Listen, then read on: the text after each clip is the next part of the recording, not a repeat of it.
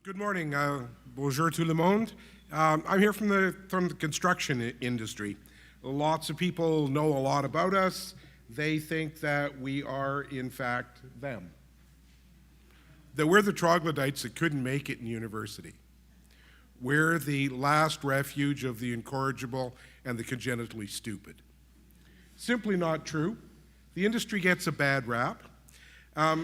If you look around and you look at our business and try and analyze it, it's transitory for both employers and employees. It is a huge pool of workers, and every construction job that gets started has a finite date. We work with our employers. We don't hate our employers.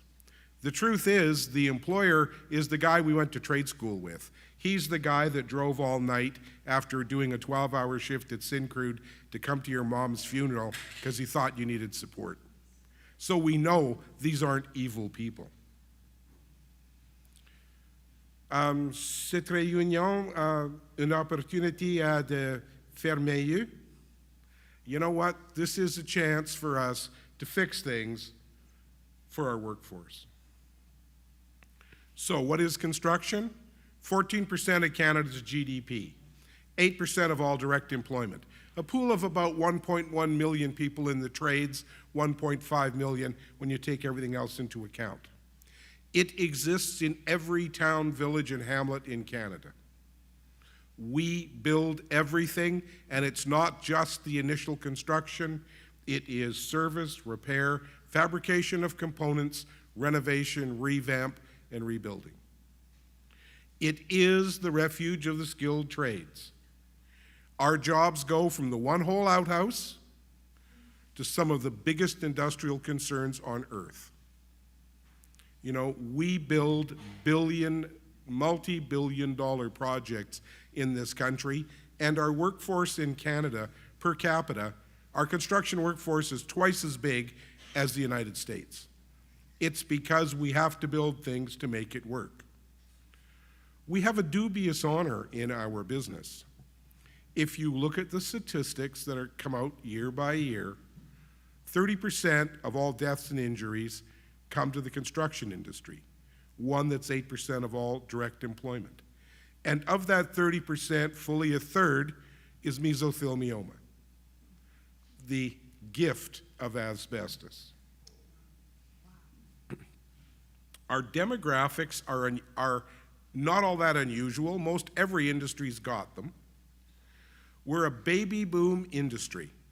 For whatever reason, we didn't do a good job replenishing ourselves, and we're coming to a crisis.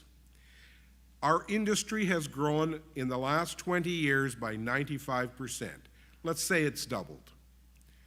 There will be some modest growth in the next 10 years, but even with that, we have to replace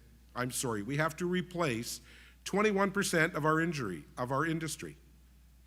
Roughly 250,000 people. Even higher in Atlantic Canada, because I'm from the West, we stole their young people. We're going to replace 250,000 people, and given the success rate of completions in training, that means we have to find a pool of 500,000 people to get started. So actually managing our resource is crucial to success. Basic premise, don't hurt them in the first place. You know, like with Garfield there, over the last 20 years, we've got better at some things. Minor stuff, we've improved a lot. If you look at deaths and serious injuries, it hasn't changed much. We need to get better. There is a cost saving in safety. I think I've got another slide a little further on that talks a bit about that. We did a project in Newfoundland and Labrador called Hebron. 42 million work hours without a lost time injury. If you can do that there, or if you can do Rio Tinto for 30 million hours in Kitimat, if you can do the Athabasca oil sands with 38 million work hours in Alberta, there's no place in this country we can't work without hurting people. Thank you for the one. We all know the sound of one person clapping. If there is an injury, if we're the cat on the slide, the goal should be to return people to their pre-accident employment pattern as closely as possible and as quickly as possible. This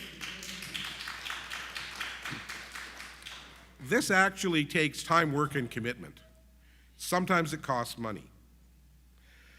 Fact is, if you look at something like the organized construction industry, roughly half of the construction industry, the broader the target group, the better our experience has been. You know, for a long, long time, we have treated our workforce as disposable people. If someone falls off the tower, they used to say about a company which I won't name, if somebody fell off the tank, they called the union hall for a replacement before they called for the ambulance. We can't do that. We can't cut that anymore. That doesn't work. Our industry, about 80% of it, are small employers, and small jobs create their own dynamic. The bigger the job, the more we can do because of the size of the workforce. It really does create its own weather.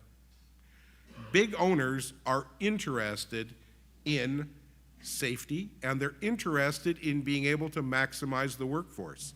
They have done the same calculations and have done the same analysis on replacing the workforce. And they understand that there is a sunk cost they are going to lose when we reject people. It is harder to deal with things on a small crew basis. Small crews, it's a question of timing, its size, its duration. It's not impossible, it can be done. And the smaller the concern, of course, the earlier the point of undue hardship actually arises. So how can we manage it? There's Donald Trump trying to manage North Korea. You know, we need to have pragmatic solutions. It is work, and there are cost implications. There are also cost mitigation strategies. It is managing return to work. It means that if you get someone who is injured, how do you integrate them back into your job as quickly as possible? Yes, we can modify the way work is done, whether it's customization or accommodation. Yes, we can modify the work site. If you're going to pour a concrete floor in a building you're building, pour it first so people with mobility challenges can get in there. And the way the worker works.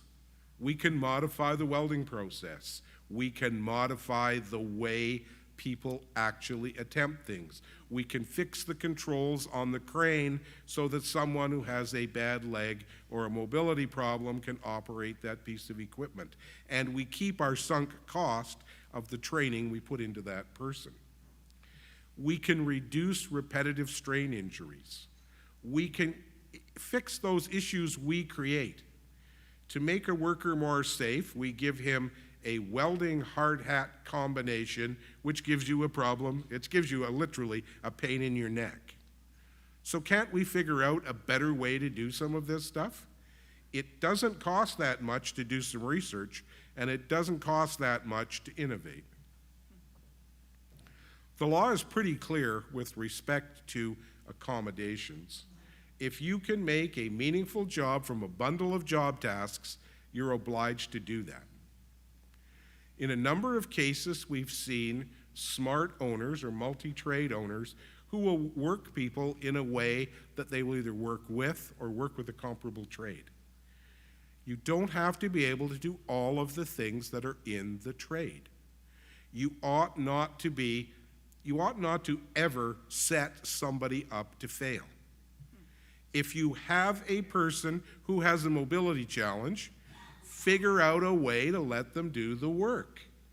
If you've got someone who can't climb the tower anymore, send a young guy up there to do it. Use this person's brain, or use their skill to do it somewhere else. Our business suffers, our business suffers from an inability to plan and schedule. Why does every construction job seem to have overruns? Because we can't get the men and women, the material, the equipment, the plans, all together at one place in one time. We do the same work in a shutdown, 42 days in and out. Everything is there because we plan. Who does the planning? Construction workers. It isn't just about onesies and twosies. Truth is, unions make employers operate better. We can come up with systemic solutions. We can come up with collective solutions. They can work across a site and across multi-employer sites. Our work is a workforce pool. You work for the duration of the job, you go back to the hiring hall and come back again. So why don't we dispatch people having knowledge of limitations, accommodations, and required customization? We can do that. A study was done by the Ontario Construction Secretariat that said unionized construction was 23% safer than other construction. So what does it mean? Pat Dillon from the Ontario Building Trades and I hired a guy called Carl Haas from Waterloo University to quantify that. He came back and said, on a $1.5 billion hospital job, you save $82 million. So let's be safer. And let's plow some of that back into returning people to work. Training breeds safety. Safe jobs are better organized. Organized jobs are safer. Unionized employees get training. Frequently in the non-union sector, they don't. Collective solutions work. And if it's culture shift, it takes time, it takes money, it takes perseverance, but it's doable. Gotcha. Safety includes return to work and effective disability management. So what can the system do? Take some of that lovely EI money, Part 2 money, and be pragmatic. Help us customize the workplace. Help us, if someone needs training, they shouldn't have to go take an 8-week course if it gets them a job. Pay them to go for a week. You know what? Does it make sense to have somebody on unemployment insurance or working steadily? WCBs, do some research to reduce and eliminate common issues. Come up with some ergonomic solutions. Be ahead of industrial disease, not 60 years late. Don't just give employers money. Something, make it worth their while, but don't just give them money. And let's integrate our support systems and programs. We have 11 labor jurisdictions in this country, and they run with a fit like this. If we get to this, we're better. If we get to this, we're laughing. Good idea bank, let's have one. Let's encourage collaboration through mediation and getting people to better ideas. This is a leadership challenge, a big leadership challenge. You know, Syncrude in Alberta, where I come from, manages its own WCB under an agreement with WCB Alberta. They get somebody and they've accommodated him, they've done whatever, the job ends, they don't just send that person back to the union hall, they move them to the next company that comes in. We can, gotcha. I'm at the end here almost anyway. I'm gonna have to go down there and take a sign, rip it up, do all kinds of bad things to it. Government is the largest consistent purchaser of construction in this country. Government does not insist that the contractor it gets does something smart in terms of work. In fact, we're a low bid, no matter how bad that bid it is, purchaser. Through commercial terms, through community benefits, however you strike it, government can make contractors work better. So it's time to think big. Government needs an appropriate regulatory and legal support system. Help people get to common solutions, and it needs to use the power of the purchaser. Unions need to keep pushing and keep collaborating. And employers, common sense says, you want to make money, we'd like to help you do that. So we can do it. There are gains here. If we can do it in construction, there's me running away from the saber-toothed tiger. We lose sunk cost investment when we dispose of people.